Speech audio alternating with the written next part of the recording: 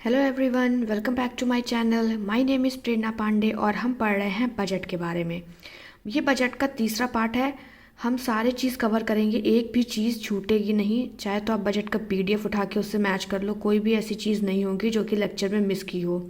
इसलिए हम इसको थोड़े थोड़े पार्ट्स में डिवाइड करके पढ़ रहे हैं, क्योंकि 1 घंटे की मैं वीडियो बना लूँ या 2 घंटे की मैं पूरी वीडियो बना लूँ तो वो बहुत मोनोटनस हो जाता है। फिर आप 2x की स्पीड पे पढ़ोगे या आधा छोड़ के पढ़ोगे तो उससे कोई फ़ायदा नहीं है। हम थोड़ा थोड़ा पढ़ेंगे, लेकिन हर चीज़ पढ़ेंगे। बजट का पार्ट 1 और पार्ट 2 का जो डिस्क्रिप्शन बॉक्स में लिंक है, आप वहाँ से पढ़ सकते हो। ये है पार्ट 3। इस पार्ट में हम टैक्सेस के बारे में पढ़ेंगे। ठीक है, सो लेट्स स्टार्ट करने से पहले आप लाइक कर लो, शेयर कर दो और चैनल को सब्सक्राइब कर लो, ताकि आपको ऐसी इंटरेस्टिंग वीडियोस मिलती रहें। तो सबसे पहले हम पढ़ेंगे इनडायरेक्ट टैक्सेस के बारे में। इनडायरेक्ट टैक्सेस में सबसे पहला है कस्टम ड्यूटी। कस्टम ड्यूटी में क्या क्या चेंजेस लाए गए हैं इस बजट में, वो पढ़ते हैं। कस्टम ड्यूटी मतलब क्या होता है? जब आप इंपोर्ट या एक्सपोर्ट करते हो कुछ, ठीक है, इंपोर्ट या एक्सपोर्ट करते हो तो उस पर जो टैक्स लगता है उसे कस्टम ड्यूटी कहते हैं। ठीक है, तो पहला हम पढ़ेंगे कि जो चीज़ें हम इंपोर्ट करते हैं उनके हम कस्टम ड्यूटी में क्या क्या चेंजेस लाए हैं। पहला है import of drugs and medicine. जो हम मेडिसिन इंपोर्ट्स करते हैं उन सब में हमने क्या क्या चेंजेस लाए हैं। तो पहला है cancer, rare disease and chronic diseases. ठीक है, cancer, rare diseases and chronic diseases में हमने 36 ड्रग्स जो है इसमें ऐड किए हैं, जिसमें बेसिक कस्टम ड्यूटी अब नहीं लगेगी। ठीक है, इन तीनों डिसीजेस जो हैं उसमें हमने 36 मेडिसिन ड्रग्स जो हैं वो ऐड किए हैं, जिसमें बेसिक कस्टम ड्यूटी नहीं लगेगी। दूसरा है हम ऐड 6 लाइफ सेविंग ड्रग्स। ठीक है, हमने 6 लाइफ सेविंग ड्रग्स ऐड किए हैं, जिस पे कंसेशनल कस्टम ड्यूटी लगेगी 5% की। ठीक है, 6 लाइफ सेविंग पे कंसेशनल कस्टम ड्यूटी लगेगी 5% की। उसके बाद है bulk drugs for manufacturing of the above. ये सारे लाइफ सेविंग ड्रग्स को मैन्युफैक्चरिंग के लिए जो बल्क ड्रग्स यूज़ होता है उस पर कोई भी कस्टम ड्यूटी नहीं लगेगी। Full exemption and concessional duty. ठीक है, उसके बाद है specified drugs and medicine under patient assistant programme. Patient assistant programme के अंदर जो ड्रग्स स्पेसिफाइड है उस पर भी बेसिक कस्टम ड्यूटी नहीं लगेगी। ठीक है, पेशेंट असिस्टेंट प्रोग्राम में जो भी ड्रग्स हैं उनमें बेसिक कस्टम ड्यूटी नहीं लगेगी। फिर है addition of 37 more medicine along with 13 new patient assistant programme. ठीक है, 13 न्यू पेशेंट असिस्टेंट प्रोग्राम के साथ साथ हम लोग 37 मेडिसिन और ऐड करेंगे। तो ये है import of drug and medicine पे चेंजेस। ठीक है, कैंसर और रेयर डिसीज़ में 36 ड्रग्स ऐड किए हैं, जिसमें बेसिक कस्टम ड्यूटी नहीं लगेगी। 6 लाइफ सेविंग ड्रग्स है जिस पे कंसेशनल कस्टम ड्यूटी लगेगी 5%। तो ये सारे हमारे ड्रग्स और मेडिसिन का हो गया। अब आते हैं मिनरल्स के ऊपर। मिनरल्स में कस्टम ड्यूटी में क्या क्या चेंजेस किए गए हैं। मिनरल्स में बेसिक कस्टम ड्यूटी जो है वो नहीं लगेगी। किस पे? कोबाल्ट पाउडर पे, scrap of lithium ion battery, lead, zinc and 12 more critical minerals. ठीक है, cobalt powder, scrap of lithium ion battery, lead, zinc और 12 और क्रिटिकल मिनरल्स जिन पे बेसिक कस्टम ड्यूटी नहीं लगेगी। जुलाई 2024 के बजट में हमने 25 क्रिटिकल मिनरल्स के बारे में बात की थी, जिसमें बेसिक कस्टम ड्यूटी नहीं लगेगी। अब इस 25 की लिस्ट में हमने 12 और ऐड कर दिया है। ठीक है, तो 12 मोर क्रिटिकल मिनरल्स जिस पे कस्टम ड्यूटी नहीं लगेगी। ठीक है, फिर है addition of 2 more types of shuttleless looms to the list of fully exempted textile machinery. ठीक,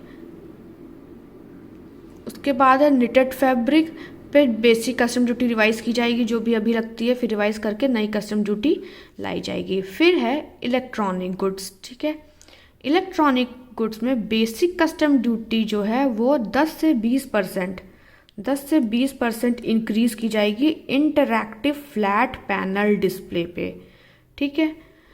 और बेसिक कस्टम ड्यूटी रिड्यूस की जाएगी 5% तक on open cell and other components पे, और basic custom duty on parts of open cell is exempted, ठीक है। Next है lithium ion battery. Lithium ion battery पे बेसिक कस्टम ड्यूटी जो है वो नहीं लगेगी। किस पे नहीं लगेगी?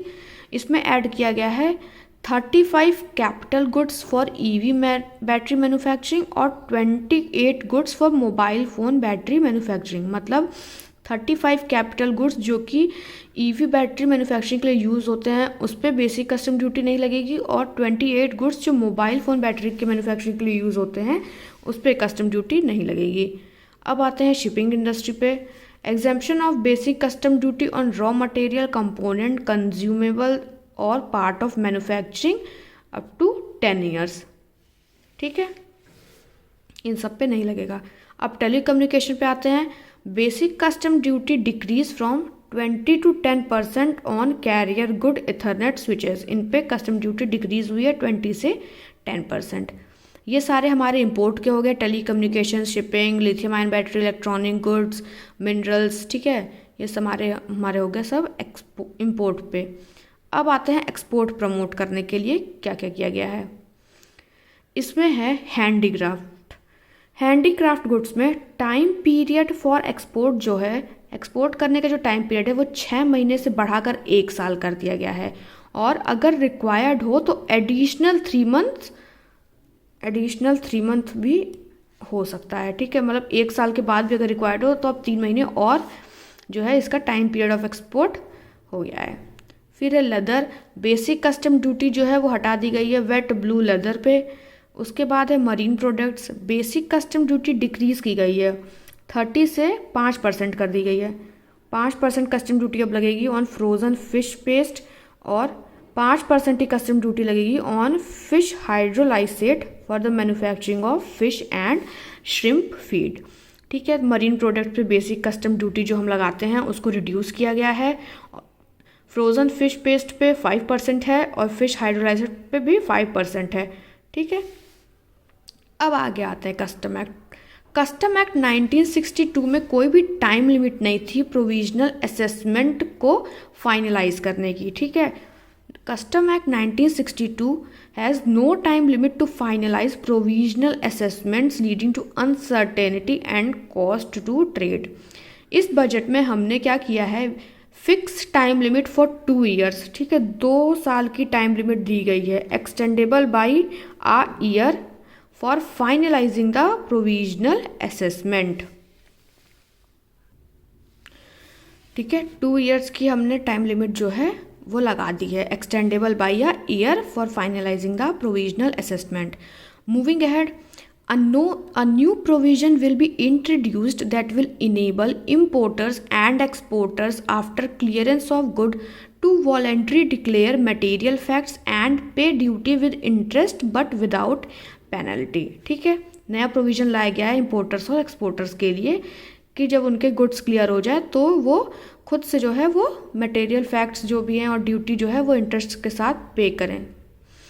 Extend time limit for and use of imported inputs from 6 months to 1 year, ठीक है। ये हो गया हमारा इनडायरेक्ट टैक्सेस पे। अब आते हैं डायरेक्ट टैक्सेस पे। TDS and TCS rationalisation for easing difficulties. TDS is tax deduction at source and TCS is tax collection at source, ठीक है।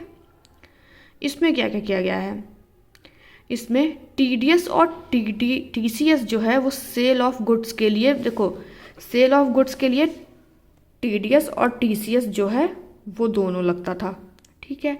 इस बार क्या किया गया है बजट में, जो टैक्स कलेक्शन एट सोर्स है फॉर सेल ऑफ गुड्स उसको हटा दिया गया है, ठीक है। अब सेल ऑफ गुड्स पे TCS नहीं लगेगा। फिर है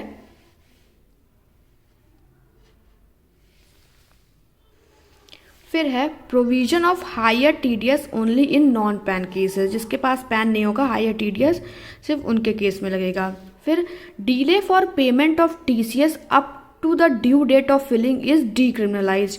देखो पहले ये टीडीएस के लिए था, ठीक है, टीडीएस में अगर आप पेमेंट डिले करते हो ड्यू डेट तक तो भी आप जो है वो चीज़ आप क्रिमिनल नहीं, अब डीक्रिमिनलाइज था वो, उसके लिए आपको पनिश नहीं किया जा सकता है। अब वो चीज़ जो है वो टीसीएस के लिए भी आ गई है, delay for payment of TCS up to due date of filing is decriminalized. अब क्या है, annual limit of ₹2.40 lakh for TDS on rent is increased to 6 lakh. ठीक है, एनुअल लिमिट जो है, जो रेंट पे जो टीडीएस लगता था 2.40 लाख पर, अब वो 6 लाख कर दी गई है बढ़ा के। इससे क्या होगा, इससे जो है it will decrease the number of transactions liable to TDS benefiting small tax payers. जो स्मॉल टैक्स पेयर्स हैं उनको बेनिफिट होगा। फिर है limit for tax deduction on interest for senior citizen is doubled from 50,000 to 1 lakh. TDS जो है interest पे लगता है वो सीनियर सिटीजन के लिए डबल कर दिया गया, पहले 50,000 था अब 1 लाख कर दिया गया है। फिर क्या है, TCS on remittances is increase from 7 lakh to 10 lakh. Remittances पे जो टीसीएस लगते हैं उसको बढ़ा के 10 लाख कर दिया है, पहले 7 लाख था। और TCS on remove TCS on remittances on education, जो एजुकेशन पे जो टीसीएस था उसको हटा दिया गया है। Extend the time limit to file updated returns for any assessment year from 2 years to 4 year. अच्छा क्या हुआ था, जो प्रधानमंत्री का वो था सबका विकास सबका विश्वास सबका प्रयास जो था, इसके तहत हमने क्या किया था, जैसे कभी क्या होता है ना कि इनकम टैक्स में कोई गलत इनकम फाइल कर देता है तो वो आगे चल के उसको मतलब अपडेट कर सकता था 2 साल तक, 2 साल के अंदर तक अगर आप अपना इनकम टैक्स में आपने कुछ गलत इन्फॉर्मेशन दिया तो आप उसको अपडेट कर सकते थे। ठीक है, अब इस टाइम लिमिट को बढ़ा के 4 साल कर दिया गया है। और फिर क्या है, स्मॉल चैरिटेबल ट्रस्ट इंस्टीट्यूशन का जो पीरियड ऑफ रजिस्ट्रेशन है वो 5 साल से 10 साल बढ़ा के कर दिया गया है।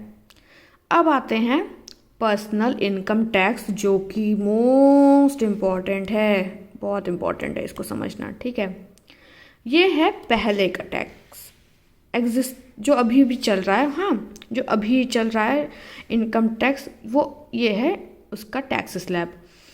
इसमें क्या था कि अगर आपकी इनकम 7 लाख है तो आपको कोई भी टैक्स नहीं देना था। ठीक है, लेकिन अगर आपकी इनकम 7 लाख से ज़्यादा है, सपोज करो आपकी इनकम हो गई 10 लाख, ठीक है, तो आपको 3 से 6 लाख के ऊपर 5% टैक्स देना था, 6 से 9 लाख के ऊपर 10% और 1 लाख जो और है वो 15%। ठीक है, 1 लाख पे 15% टैक्स देना था, इस 3 लाख पे 5% और इस 3 लाख पे आपको 10%, मतलब 6 से 9 लाख पे आपको 10% और 1 लाख जो और बचा आपका उस पर 15%। अब क्या हुआ है, अब आपको 12 लाख अगर आपकी एनुअल इनकम है तो आप टैक्स आपको नहीं देना है। 12 लाख आप 75,000 कर लो, 75,000 स्टैंडर्ड डिडक्शन होता है, तो इतना अगर आपका है तो आपको इस पर कोई टैक्स नहीं लगेगा। लेकिन अगर 12 लाख से ज़्यादा है तो आपको टैक्स देना पड़ेगा। अगर 12 लाख से ज़्यादा है तो 4 से 8 लाख पर आपको 5% देना पड़ेगा, 8 से 12 लाख पर आपको 10%, 12 से 16 लाख पे आपको 15%, 16 से 20 लाख के आपको 20%, 20 से 24 लाख पे 25% और 24 लाख से ज़्यादा है तो 30%। पहले वाले में क्या था, 15 लाख से ज़्यादा है तब आपको 30% देना था और इसमें अमाउंट कितना, 24 लाख। तो ये क्यों किया गया है, ये किसको बेनिफिट करेगा, ये बेनिफिट करेगा मिडिल क्लास को। कैसे बेनिफिट करेगा, क्योंकि टैक्स स्लैब ये है इसलिए अब उनके पास जो इनकम है डिस्पोजेबल इनकम वो होती है जो भी टैक्स वैक्स काट के भी जो इनकम आपके पास बचती है जिसे आप खर्च करो उसे कहते हैं डिस्पोजेबल इनकम। उनके पास अब डिस्पोजेबल इनकम ज़्यादा होगा, उनके हाथ में ज़्यादा पैसा होगा। अगर ज़्यादा पैसा होगा तो कंजम्पशन भी ज़्यादा होगा। कैसे, अगर आपके पास 100 रुपये है तो आप 100 रुपये का खाना खाओगे, अगर आपके पास 1 रुपये है तो आप 1 रुपये खर्चोगे। 1 रुपए का कुछ खा लोगे। तो कंजम्पशन मतलब चीज़ें आप खरीद रहे हो, ले रहे हो, जितना ज़्यादा पैसा उतना ज़्यादा कंजम्पशन होगा। तो इसका क्या फ़ायदा होगा? इसका ये फ़ायदा होगा, पहला फ़ायदा होगा मिडिल क्लास को, ठीक है। मिडिल क्लास को ये फ़ायदा होगा कि उनके पास डिस्पोजेबल इनकम रहेगी, जिसकी वजह से उनका कंजम्पशन इंक्रीज़ होगा। और टोटल में ये किसका फ़ायदा होगा? ये होगा जीडीपी में, ठीक है। हमारा विकसित भारत का डेस्टिनेशन जो है वो हम अचीव करने में हेल्प करेगा। जीडीपी का फॉर्मूला क्या होता है? C+I+G+X। एक्स होता है इंपोर्ट और एक्सपोर्ट का जो डिफरेंस होता है। तो इसमें जो कंजम्पशन है, अगर कंजम्पशन बढ़ाएंगे तो जीडीपी भी बढ़ेगी, ठीक है। तो इससे हमारे इकोनॉमी को भी फ़ायदा होगा। अब आते हैं कुछ फैक्ट्स पे। रुपी कम फ्रॉम मतलब पैसा गवर्नमेंट के पास कहाँ से आता है? ये उसके हैं सारे जहाँ से गवर्नमेंट को पैसा आता है, और कहाँ से कितना आता है ये आपको याद करना है, क्योंकि स्टेट पीसीएस वगैरह में पूछ लेता है कि आपको अरेंज करने को कि मैक्सिमम टू मिनिमम अरेंज करिए, या कभी कभी तो आपको परसेंटेज दे देगा, आपको मैच करना होगा, तो आपको पता होना चाहिए। पहला है बोरोइंग एंड अदर लाइबिलिटीज़। बोरो करने पे, ठीक है, जो कितना परसेंट है, ये ये है 24%, ठीक है। उसके बाद इनकम टैक्स से कितना आता है? 22%, जीएसटी से 18%, कॉरपोरेशन टैक्स से 17%, नॉन टैक्स रिसिप्ट से 9%, एक्साइज से 5% और कस्टम से 4%, ठीक है। तो ये सारे हो गए रुपी कम फ्रॉम। इसमें आप सबके परसेंटेज जो है वो याद कर लो कि कहाँ से कितने परसेंटेज आते हैं। प्रीलिम्स और मेंस दोनों के लिए इंपॉर्टेंट है। आगे बढ़ते हैं। अब रुपीज़ गोज टू मतलब गवर्नमेंट खर्च कहाँ करती है? पहला है states share of taxes and duties. जो टैक्सेस गवर्नमेंट लेती है उसमें कुछ स्टेट के भी शेयर्स होते हैं, ठीक है। तो उसमें सबसे मैक्सिमम पैसा गवर्नमेंट करती है, वो है 22%। उसके बाद है इंटरेस्ट पेमेंट, उसमें 20%। फिर है central sector scheme. Central sector scheme जो होती है वो फुल्ली यूनियन गवर्नमेंट फंडेड होती है, उसमें स्टेट गवर्नमेंट का रोल नहीं होता है, उसमें है 16%, ठीक है। अब है सेंटर स्पॉन्सर्ड स्कीम, उसमें 8% खर्चती है। Finance commission and transfer 8%, defence 8%, other expenditure 8%। इन चारों पे 8% जो है गवर्नमेंट स्पेंड करती है। सब्सिडीज़ पे 6% स्पेंड करती है और पेंशन पे 4%। ये सब आप याद कर लेना, सब सब्सिडीज़ में कितना, पेंशन में कितना, ये ऊपर कस्टम में कितना, कहाँ से पैसा आता है, ये सब आप परसेंटेज याद कर लेना। अब आते हैं रिसिप्ट पे, ठीक है। रिसिप्ट जो है वो 2 टाइप के, कैपिटल और रिवेन्यू। रिवेन्यू रिसिप्ट जो होता है वो टैक्स कलेक्शन से आता है, टैक्स कलेक्शन से, ठीक है। टैक्स कलेक्शन से जो गवर्नमेंट के पास रिवेन्यू आता है उसे रिवेन्यू रिसिप्ट कहते हैं। कैपिटल रिसिप्ट जो होता है वो होता है डिसइन्वेस्टमेंट या बोरोइंग। डिसइन्वेस्टमेंट या बोरोइंग से जो पैसा आता है उसे कहते हैं कैपिटल रिसीट। तो कैपिटल रिसीट में जो है वो 16.4 लाख करोड़ रखा गया है इस बजट में, और रिवेन्यू रिसिप्ट है 34.2 लाख करोड़। फिर आगे बढ़ते हैं एक्सपेंडिचर पे। एक्सपेंडिचर भी 2 टाइप्स के होते हैं, इफेक्टिव कैपिटल एक्सपेंडिचर जिसका अमाउंट रखा गया है 15.5 लाख करोड़, और रिवेन्यू एक्सपेंडिचर जिसका रखा गया 39.4 लाख करोड़। अब effective capital expenditure, revenue expenditure क्या हुआ? रिवेन्यू एक्सपेंडिचर में क्या क्या आता है? डिफेंस के लिए जो गवर्नमेंट पैसा देता है, सब्सिडीज़ के लिए, ठीक है, ठीक है, ग्रांट्स जो स्टेट को मिलते हैं, ये सारे जो हो गए, ये हो गए हमारे रिवेन्यू एक्सपेंडिचर। कैपिटल एक्सपेंडिचर जो होते हैं वो होते हैं जब आप पैसा दो और कुछ कैपिटल फॉर्मेशन हो। कैपिटल फॉर्मेशन जब होता है, जैसे इंफ्रास्ट्रक्चर डेवलपमेंट, इन सब के लिए जब गवर्नमेंट पैसा खर्च करती है तो उसे कहते हैं कैपिटल एक्सपेंडिचर, ठीक है। तो ये हमारा पूरा जो हो गया, हमने टैक्सेस के बारे में पढ़ लिया, इनकम टैक्स, सारे टैक्सेस के बारे में हम पढ़ चुके हैं। तो वीडियो जो है वो यहीं ख़त्म होती है बजट की। हमने बजट का हर एक चीज़ डिस्कस कर चुके हैं, ठीक है। आप चैनल को सब्सक्राइब कर लो ताकि आपको ऐसी और सारी वीडियोस मिलती रहें। इसका PDF आपको डिस्क्रिप्शन बॉक्स में मिल जाएगा, ठीक है।